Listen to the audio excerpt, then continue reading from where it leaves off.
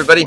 I'm thinking about starting maybe a new series, but it's based on something that I've been wondering about for actually a few years now. We teach in comparison of law versus grace, and the law we're speaking of course, is the Mosaic Law, and that was given by Moses, and technically the law is the first 5 books of the Bible, also called the Pentateuch or the Torah. So let's just start off this week's video and see if this becomes a series. This is just speculation, so hear me out. And I'm not saying this is fact, but this is something I'm about to explore because I'm very curious about it. And that is how the law was given, when it was given, why it was given, things like that. And there's just a few things that caused me to ponder some things, like because modern day Christians like to use certain parts of the law saying, well, the Bible says don't do this. Well, the Bible says don't eat ham, and most of them eat ham, and don't eat shellfish, and most of them eat shrimp. And we know that that's in the Mosaic Law, and a lot of Christians know that that was in the Bible, but that's Old Testament. We don't do that anymore. I did work with a bunch of Seventh-day Adventists who got very strict about diet and the law, and they did adhere to the law, and some of them were complete vegetarians because they believed Adam and Eve were only supposed to eat vegetation, therefore we weren't created to eat meat at all. So even the clean foods in the Mosaic Law were forbidden to them. So I got to tell you what my response was to my Seventh-day Adventist friends, and one of them literally flipped his lid. He just would not believe that the Bible says it. I told him where to go to read it. I don't know if he ever did. But there's a lot of just things that I think are quirky. I heard it taught in a seminar once, and then I also heard a different speaker teach that God only gave the law because the Jews wanted it. Now, if you remember your Old Testament, the Jews also were jealous of all the other kingdoms around them having kings, and they had judges. They didn't have kings, and they longed to have their own king. They wanted a king because they were trying to keep up with the Joneses and all the countries around them. And God did not want to give him a king, and he finally relented and said, okay, I'll give you a king. And so he gave them Saul. I think that's a bit of a joke. So anyway, what I heard taught about and I'm going to look into it, okay, so I'm just throwing some things out here right now. But what I was taught in that seminar was that the Jews, the reason God gave them the law was because the Jews wanted it. And it was during the time that they had come out of Egypt. They were in the desert, and they were longing for the ways of Egypt. They wanted to go back to Egypt. They were longing for the ways of Egypt. And finally, God just gave them what they wanted, and he gave them the law.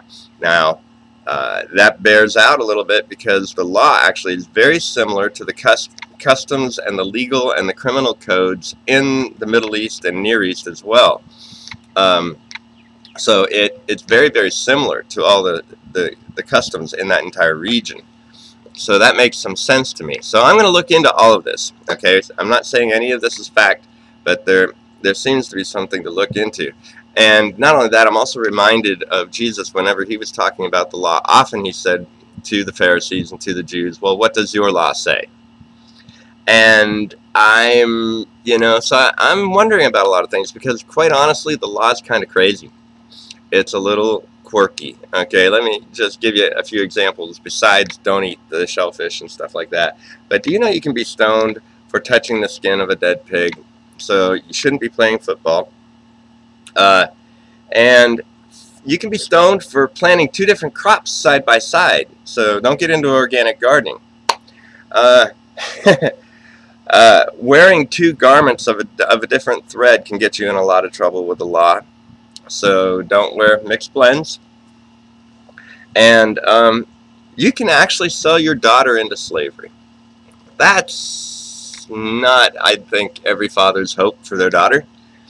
Oh, and everybody remembers the homosexual thing. See, that's the one thing that everybody still likes to keep in the law. But again, it's Old Testament, and it was in the law, and of course we know the law is abolished. Here's another point. God never had an issue with any of that stuff before the law was given.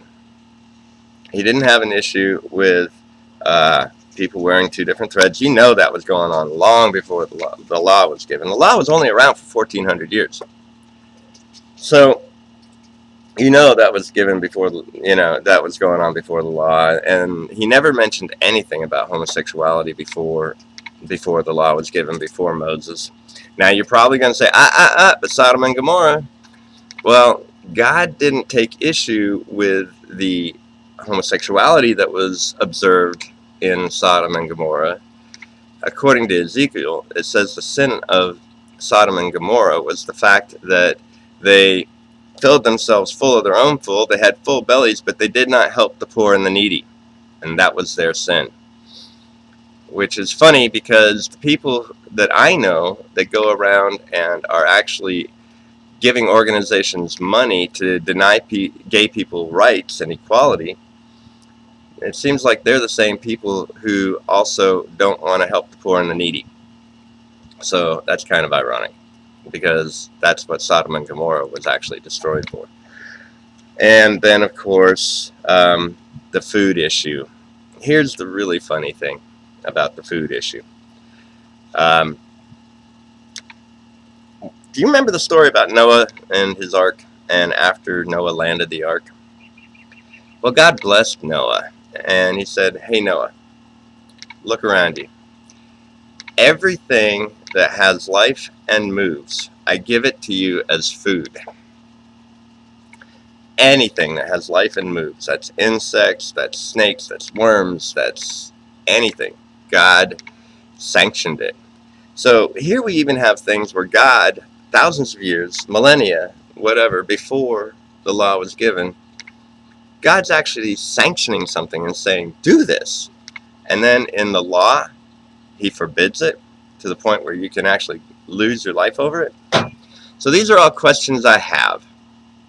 And I hope you find this interesting. And if you have any ideas yourself, please email me at freedom@gospelrevolution.com or call me at area code 321-220-4373. You can Facebook me you can message me on Facebook rather, or you can message me on our YouTube channel. Just send a message straight to our Gospel Revolution 1 YouTube channel. And if you haven't subscribed to that channel yet, click subscribe. Now have a good week.